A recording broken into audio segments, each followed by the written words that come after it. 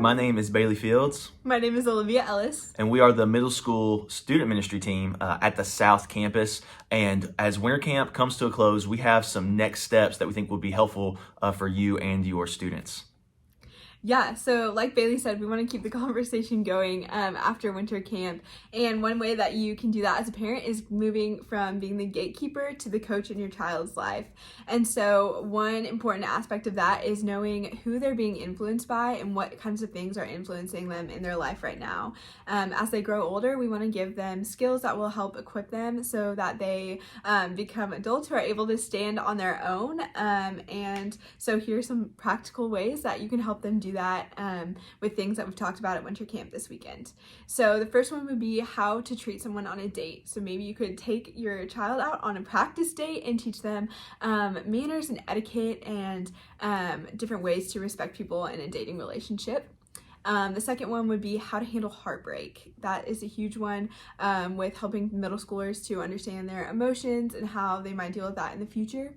And the third one is social media and technology and how that impacts relationships as well, and just different things that we touched on this weekend at winter camp.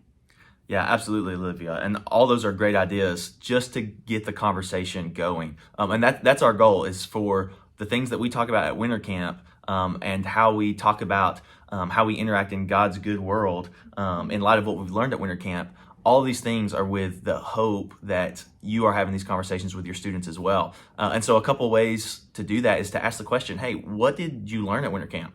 What are some questions that arose because of the things that you learned at winter camp? But also, what are some questions that you had going into winter camp that were answered? And we hope that your students will be honest with these questions and that this will get the ball rolling.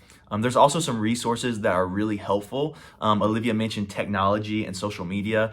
Something that's really cool is having a child-parent contractual agreement to how to use technology. And if you even Google that, child-parent technology agreement, you'll get some really good ideas on how to do that, how to create good, firm boundaries, and really talking to your students about why that's important. If they know the why, they'll be much more likely to want to abide by that and to follow that.